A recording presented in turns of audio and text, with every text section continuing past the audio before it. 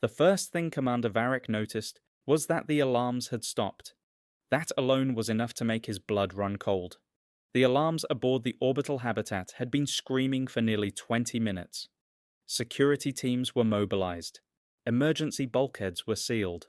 Hundreds of civilians had been evacuated from the eastern residential sector. The reason was simple. 6 predator cubs were missing. Not ordinary cubs. Not harmless pets. These were the offspring of the Karthan apexes, one of the most feared species in known space. Even adult Karthans treated their young with extreme caution. Their cubs possessed claws capable of cutting through composite armor, jaws strong enough to crush steel supports, and instincts that often confused play with hunting. Entire military manuals existed solely to explain what to do if a Karthan cub became agitated. The answer was usually simple: run. Yet now, 6 of them had vanished inside a station housing over 50,000 civilians. The situation was approaching catastrophe. Commander Varric stormed through the corridor alongside a dozen armed guards. "Report!" A nervous officer swallowed. "We tracked their biosignatures to Residential Wing 9. "Then why haven't they been secured?" The officer hesitated. Nobody answered. That worried Varric more than anything. These were veteran security personnel. They had faced pirates, smugglers, and boarding actions. Fear was not something they showed easily. Yet every face looked pale. Every pair of eyes avoided his. "What happened?" he demanded. Finally, one guard spoke. "Sir, you should see it yourself." The team reached a residential section usually occupied by visiting diplomats and station specialists. The corridor ahead was completely silent. No screams, no destruction, no signs of violence, which somehow felt even more disturbing. Several guards stood frozen outside one particular room. None had their weapons raised. None dared move. Commander Varric pushed through the crowd. "What is everyone standing around for?" Then he looked inside, and forgot what he was about to say. The room belonged to a human, a maintenance engineer named Daniel Mercer. Officially, he was a civilian contractor. Unofficially, he had become something of a curiosity aboard the station. Humans were still relatively new members of the Galactic Coalition. Most species couldn't quite figure them out. They weren't the strongest. They weren't the fastest. They possessed no natural armor, claws, venom, or psychic abilities. Yet somehow they kept surviving situations that should have killed them. Daniel was a perfect example. He had arrived 6 months earlier and somehow become friends with half the station. He fixed broken machinery, helped nervous newcomers settle in, played games with children, shared meals with lonely workers. Nobody could explain how he managed it. People simply liked him. Right now, Daniel was asleep, completely asleep, and surrounding his bed were the missing predator cubs. One rested on his chest, another slept against his side, 2 more were curled near his legs. The remaining pair occupied the floor beside him. All 6 were sleeping peacefully.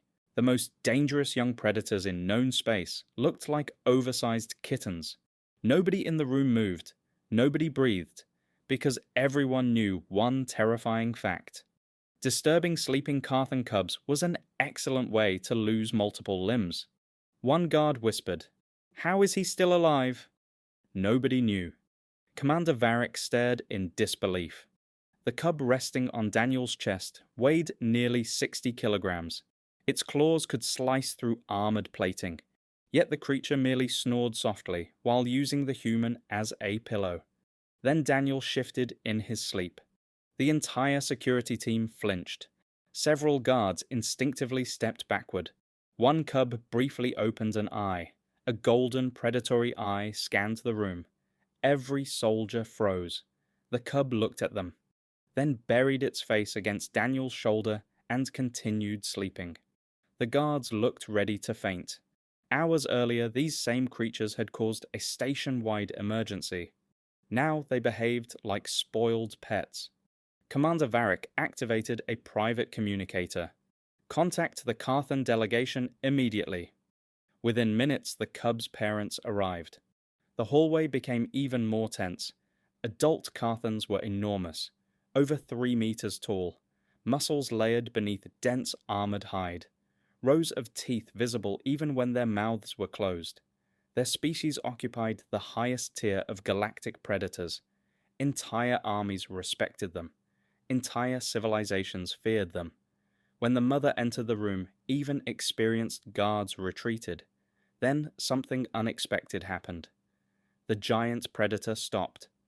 She looked at the sleeping scene and began making a low rumbling sound. Several guards reached for weapons. The Karthan ambassador quickly intervened. "Stand down." "What was that sound?"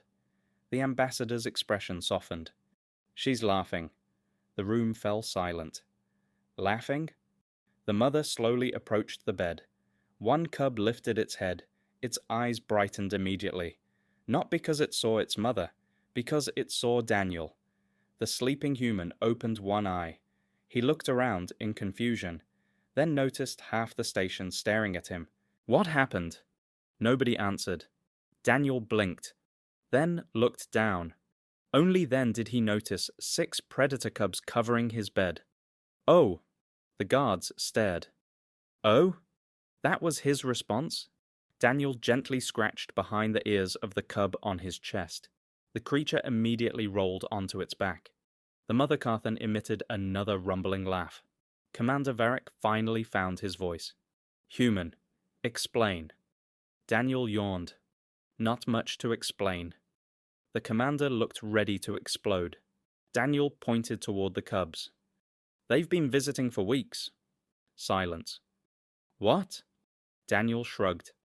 "I eat lunch near the botanical gardens. The cubs started showing up. I gave them attention. Played with them a little." The commander stared. "You played with apex predators." "They're babies." Several guards nearly collapsed from stress. To Daniel, they were babies. To everyone else, they were walking disasters. The Karthan mother lowered herself until her eyes met the humans. Daniel casually scratched beneath her jaw. Every witness expected death. Instead, the giant predator closed her eyes contentedly. The entire room stood frozen.